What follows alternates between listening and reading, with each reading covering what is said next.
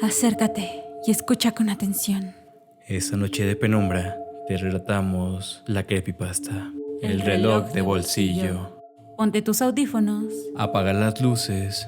y disfruta del terror. Nosotros somos los hermanos Creepy. ¿Y tú formarás parte de esta hermandad? Cuando era niña no había nada que comer. Yo era la mayor de 5 hermanos, así que era mi deber asegurarme de dejar que mis hermanos y hermanas comieran antes que yo. La guerra estaba avanzando lentamente desde la costa, y a medida que se estrechaba, nuestra comida se escaseaba. Los animales huían del área o eran sacrificados y consumidos debido al pánico de las demás familias en nuestra villa. Mi padre era un hombre sabio y precavido, así que esperábamos hasta el otoño para sacrificar nuestras 2 gallinas, cuando la grama y la corteza de los árboles se había vuelto muy difícil de encontrar o incomestible. Las demás familias sabían que teníamos gallinas, y mi padre se quedaba despierto toda la noche, cada noche para cuidarlas. Tuvo que acabar con al menos con un par de chicos que, locos de hambre, estaban dispuestos a lo que sea por algo de comer. ¡Lárguense! ¡Lárguense! No hay nada para ustedes aquí.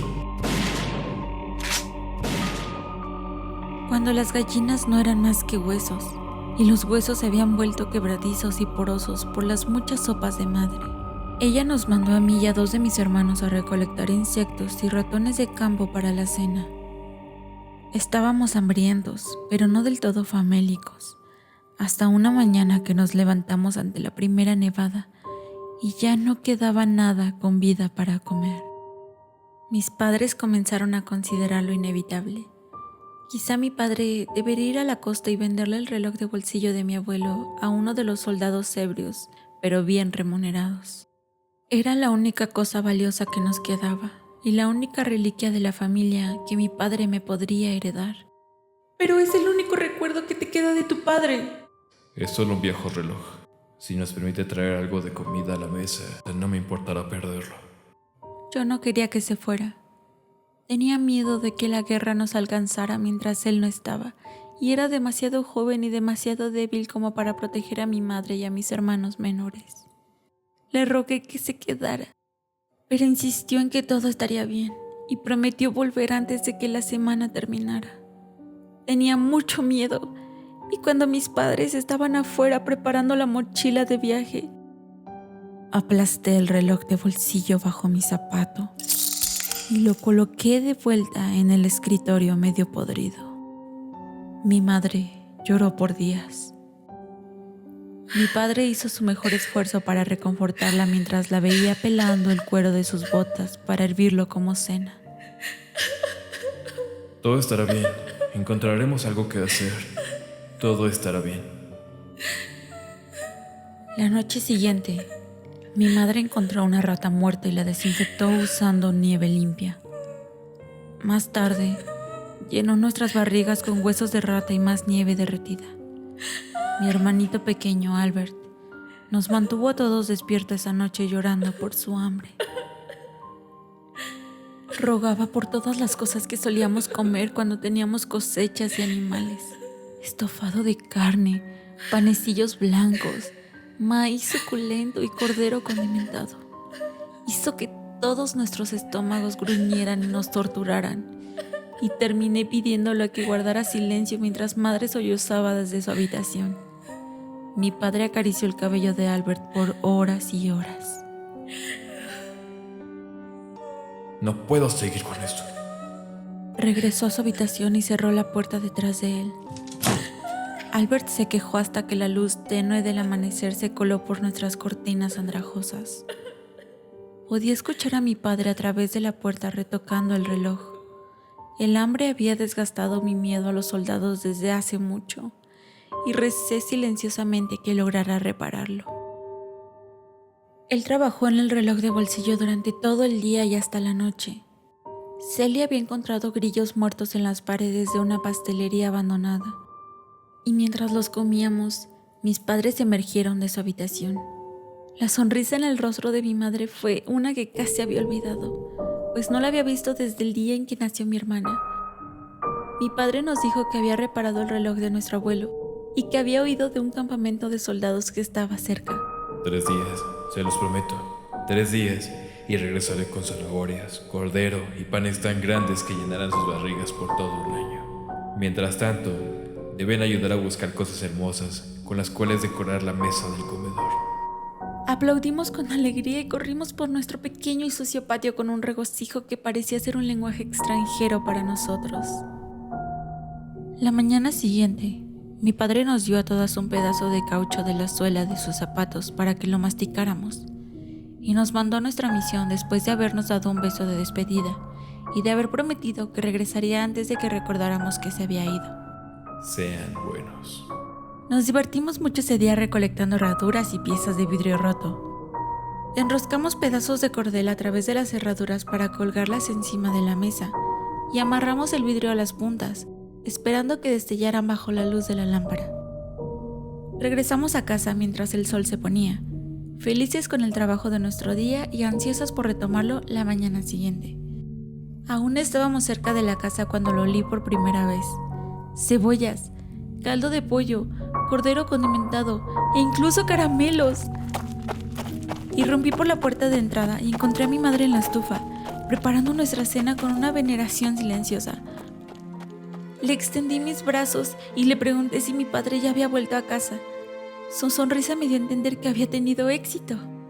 Sí, cariño, él tuvo la oportunidad de conocer a un mercenario adinerado en el camino, que estaba encantado de comprar el reloj de tu abuelo. La abracé con más fuerza y me senté en la mesa mientras mis hermanos y hermanas llegaban por la entrada. Se sentaron en sus lugares rápidamente, con miradas hambrientas y expectantes en sus rostros mientras madre traía una bandeja humeante de cordero condimentado. Ella nos asintió con la cabeza y nosotros llenamos nuestras manos con la carne nutritiva sin siquiera prestarle atención a nuestros platos. Después de la cena, nos mandó a la cama con nuestras barrigas llenas, prácticamente sin que nadie dijera una palabra desde que la cena fue servida. Comimos nuestra ración la noche siguiente, y luego la siguiente, y la siguiente. Pero a medida que nuestras reservas de alimentos comenzaron a menguar, la salud de mi madre también lo hacía. Cada día nuevo la consumía un poco más, hasta que mis hermanos y yo quedamos peleando por sobras de carne cruda mientras madre yacía débil y marchita en su alcoba. La noche que volví a estar sin comida fue la noche en que el éter feliz y brumoso comenzó a alzarse y mis recuerdos de los días anteriores se tornaron confusos. Recordaba que el cordero condimentado que había comido con tanta ferocidad en realidad había estado enfermizamente dulce y que los acompañamientos que había olido desde la distancia nunca fueron parte del festín. No podía recordar que mi madre hubiera comido algo en todos esos días. En vez de ello, se quedaba sentada junto a nosotros en la mesa, en silencio, contemplando la pila de carne gris que consumíamos con tanto fervor. Y no podía recordar haber escuchado la voz de mi padre desde la mañana en que se fue al campamento. Su silla permaneció vacía, noche tras noche, mientras los recuerdos más difusos empezaban a cobrar forma. No podía estar del todo segura de que alguna vez hubiera estado allí, al menos no desde la mañana en que había cortado trozos de goma de sus zapatos en la mesa. Atemorizada y hambrienta, no pude dormir hasta las horas más oscuras de la noche. La mañana siguiente, cuando madre emergió de su habitación, le pregunté dónde estaba mi padre. Tu padre se fue. Él se convirtió en soldado. Pero no se despidió de mí. Todo fue muy rápido y no tuvo oportunidad. Ahora ve con tus hermanos a pelar corteza de los arbustos del bosque. Quizá la razón por la que no comprendí lo que había pasado en ese entonces fue porque era demasiado horrible como para ser considerado. Y tenía demasiada hambre. Pero mi madre murió hace unos días y en la muerte me encomendó la verdad. De su inventario de míseras posesiones, heredé una pequeña caja que no contenía nada más que un reloj de bolsillo roto y brillante. Quizá madre quería que lo recordara todo, la única esperanza de nuestra supervivencia que yo había aplastado bajo mi talón. El último beso amoroso de mi padre antes de que nos mandara a recolectar decoraciones para el festín. La carne gris excesivamente condimentada y el olor rancio que había comenzado a flotar por debajo de la puerta de su alcoba, volviéndose más punzante con cada día. Mis padres sacrificaron más por su familia de lo que la mayoría se atrevería. Solía lamentarme con que no tendría nada con lo cual recordarla, ninguna reliquia de la familia que pudiera legarle a mis propios hijos. Pero ahora tengo su reloj de bolsillo, algo que no le puedo dar a mis hijos, no porque el vidrio esté roto, no porque los engranes estén arruinados. No puedo desprenderme del reloj porque es una maldición que debo soportar, pues el metal brillante y torcido nunca perdió el olor enfermizo de esa carne dulce y grisácea.